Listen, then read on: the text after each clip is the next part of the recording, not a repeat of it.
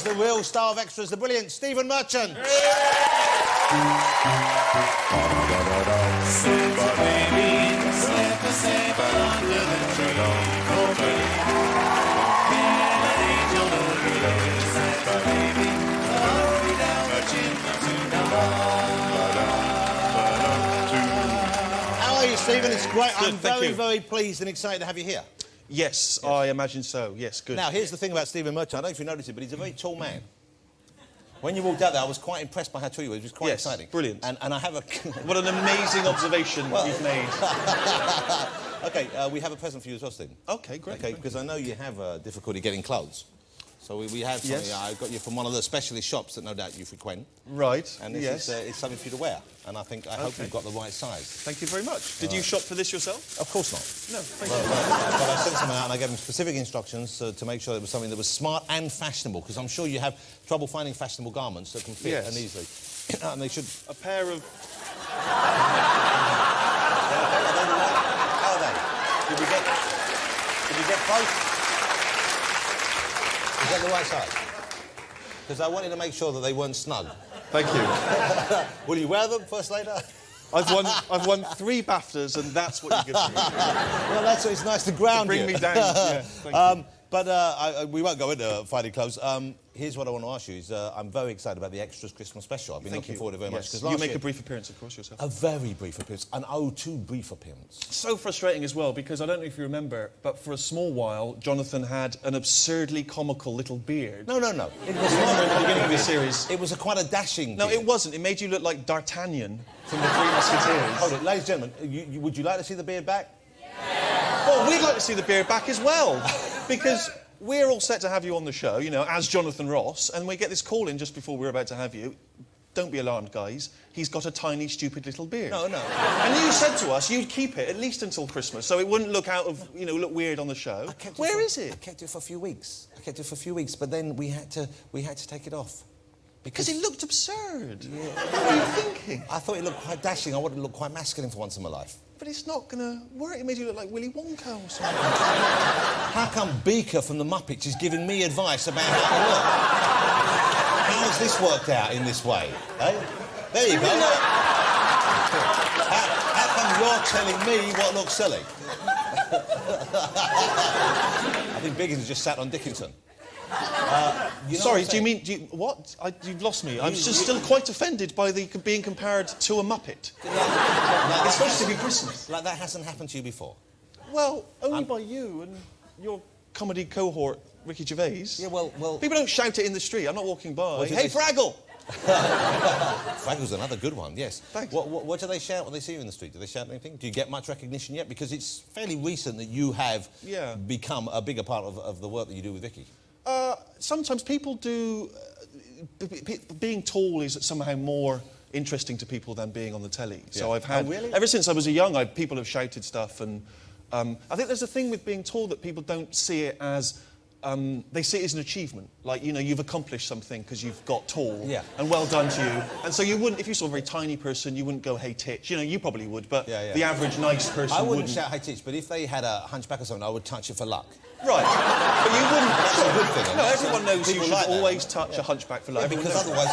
and you miss one. It's not like they're buses. There's not another one coming. You don't see many hunchbacks now. Sometimes you only see one every couple of days. Frustratingly, it's been stamped out as what I like best is to actually rub it with my whole arm. Like that. And see, because I was told a genie might come out. Sure.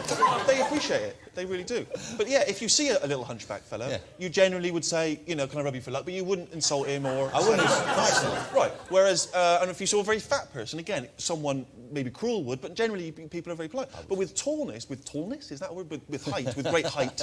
comes great responsibility. Comes great responsibility. And people sort of somehow assume that you're very proud of it, so they'll drive by in vans. Hey, Lanky! Yeah. I mean, just like slowing down to shout it, and people making comments, oh, you're so tall, oh my God, you're so freakishly talking, and it's sort of weird. I mean, and I don't know what to say. I've got no, you're right, I'm tall. And you can't deny it. There's nothing I can say, and we did it in the office, that the same, it's always the same stuff.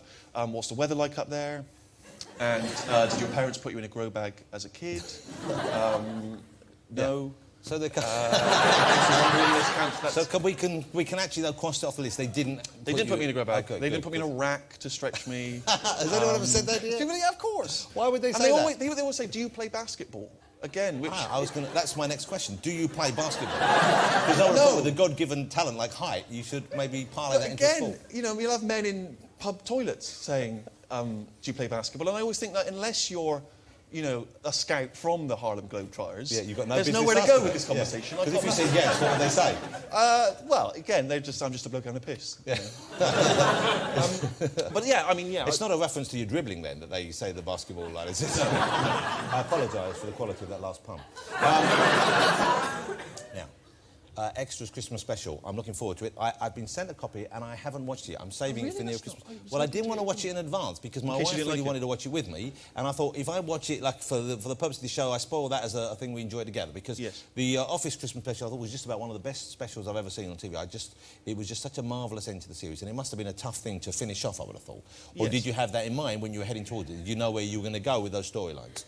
We always wanted it to be a sort of romantic conclusion, I think, and maybe quite a sort of hopeful conclusion. I think people tended to accuse us of being very cynical and sort of dark and gloomy and mean-spirited, and I think actually we're quite sentimental, the two of us, and so that was sort of what we tried to do. So do we have a similar ending, without giving too much away, in the Extras Christmas special? Is it a similar kind of thing? Because I've heard by some people that it's a bit more downbeat and it's a bit more dramatic. No, I would say I mean, it's 80 minutes, so it's kind of like a little mini movie. It's like a film. Is that what you're edging towards? We were aiming for it to be like a film, and I think if you've not seen the series before, or even if you're not a fan, I think, you know, this is kind of, it's self-contained, you can sort of watch it, and you know how, like, at Christmas there's a certain sentiment in the air, and I think that's why films like, you know, A Christmas Carol and It's a Wonderful Life, they sort of tap into that spirit. And I mean, not to compare us to Dickens, you know, you'll be the judge, but I think there's a sort of, we're trying to get into that kind of Christmas sentiment. And you play, of course, we should say in Extras, you play Darren, who is Andy, played by Ricky, his agent. Yes. Not a particularly accomplished agent, really, not a particularly good agent, really. No.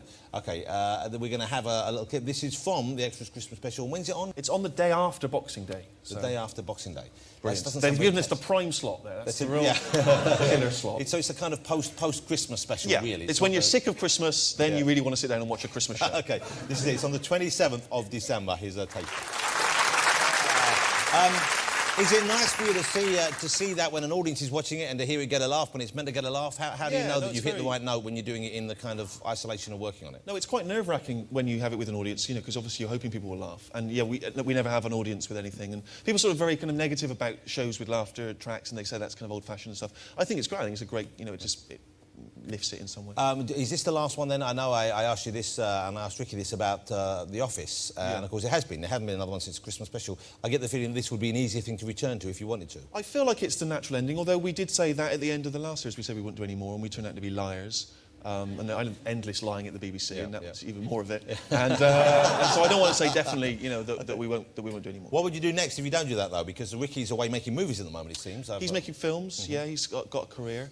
I was quite surprised. I thought there would be more calls, genuinely. I really thought there would be more calls, and there haven't been, and I'm really quite shocked by that. I don't know what to do. I don't know whether I should be more proactive. Have you been recognised much since you've been more front of camera, since you've been on screen? Do you get kind of...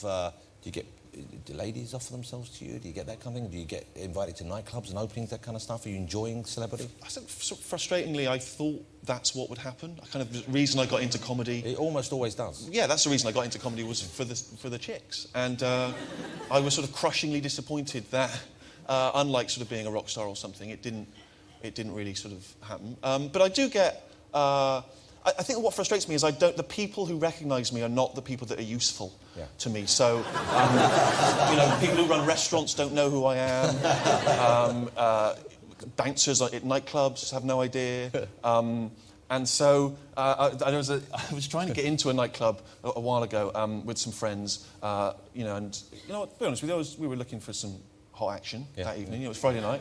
Blue Stratos was on and everything. Yes. You know, we were smelling good, we were looking good. Yeah, I bet. And we went all the way to one of those big super clubs down in sort of central London. Yeah. And sort of in the queue and sort of making our way, and people sort of steaming, going, "Oh, Steve, how's it going? Photo?" Yeah. And we get to the front, people having photos taken and stuff, and we get to the bouncers, and I'm thinking, ding dong, you know, they've seen this action, they think, you know. You expect them to open the door and say, "Come on in, Mr. Merchant, we have a VIP section roped off for you." So I say, I'm here with a couple of male friends, can we come in? And they said, no, you can't come in. I said, come on. Steve Merchant, they said, no, you can't come in. I said, why can't we come in? He said, because you haven't got any girls with you. I said, but we're coming in to meet girls. This is why we're coming into the club. Why would we... If we had girls, we'd be at home with those girls. We wouldn't be here with you now. He said, you can't come in. So now I've got sort of traipsed back past all these people who were having photos and saying, well done, Steve, and sort of, you know, no, I decided not to go in. Off we go. And then my friend says, what about, there's a sort of VIP entrance over there with a woman with a clipboard. Shall I go over and say, I'm with Steve Merchant? I thought, this is, okay, all right. So he goes over and he says, I'm with Steve Merchant. And she says, oh, okay, all right, yeah, well, I can't let you in here, but I can take you to the front of the queue. No, we have been there once, but okay. So they walk us back past everyone we've already walked past. And they go, all right, Steve, how's it going? Yeah, let them go. Yeah. And she goes, I don't know who you are. And we get there, and the woman says, if you could let him in, Steve Merchant. And the bouncer went, I know he is, he ain't coming in. And we had to traipse back again. Past everyone again. And that's awful. the thing is that, you know, the reason I mention it is because it's like, you know, people often talk about the sort of excruciatingness of our show and how kind of agonising they are and about social embarrassment. And that, you know, it continues, and it continues even once you've been on the telly, and you sort of think it's going to be, you're going to escape that world, and that you're no longer going to be embarrassed socially and so on. And it continues even once you've been on TV. This I'm so gutted that I'm not on with Will Smith. Now, so he was on last week's show. Do you love him? I love him. I'm infatuated with him. Look, hold on. You're not saying anything surprising or new by saying you love Will Smith. He's the biggest movie star on the planet. Of course you like Will Smith, but do you like him? How much do you like him? Are you a fan from the old days? Do you like his music? I know him. I'm so old school, right? I could bust for you right now his big hit, Boom Shake the Room. Not just a bit, boom, boom. My dream was to come on with Will Smith and do a duet, and you could have made that... Got a show to do every week. This is, you know, we mix people up according to what's going to make a good show. It's not like, what would Stephen Merchant like for Christmas? He wants to meet Will Smith. Well, let's have a bit of boom, boom, shaka the room. Can you give me a sort of beat or anything? I don't know, how does it go? It goes...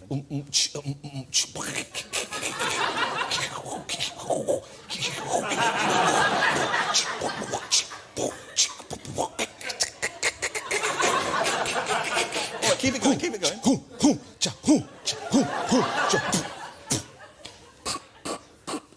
Yo, back up now and give her brother room. The fuse is lit and I'm about to go boom. Mercy, mercy, mercy me. Yo, my life is a cage, but on stage I'm free. Hyped up, psyched up, ready for wilding. Standing in a crowd, it goes like an island. See the one I want to say, come here, cutie. I flip her around and then I work that booty. Work the body, work the body. Slow down, girl, you better hurt somebody. How about that? That was quite something. We didn't even get to the chorus. Well, let's do it now. 2, 3, 4. Boom, shake, shake, shake the room. Boom, shake, shake, shake the room. Boom, shake, shake, shake the room. Tick, tick, tick, tick, boom. Yes, that's it. TV gold, right there. That's TV gold.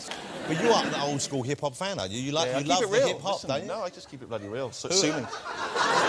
Well, you know, because Stephen has a radio show, don't you, on Radio 6? Sweet, boom, boom, shaka the room. And, boom, boom, shaka the room. Whatever it is. Don't go getting all beef in my face. And what kind of music do you play on the Radio 6? The radio show? Well, I occasionally drop some hip-hop-y. Some heavy hip-hop bombs, drop one in there. But it's generally kind of alternative music, indie music. Okay. That's on BBC Radio 6 on Sundays, I believe. On Sunday afternoon. Okay. Hey, I hope you agree Steve Merchant is a very, very funny and talented man in his own right. It's great having you here, thank you. Mr. Stephen Merchant, ladies and gentlemen. That was great, Stephen. I said the word I was going to start by mentioning you're going to read. We still might talk. Hey, nice to see you. And that's Mr. Stephen Merchant.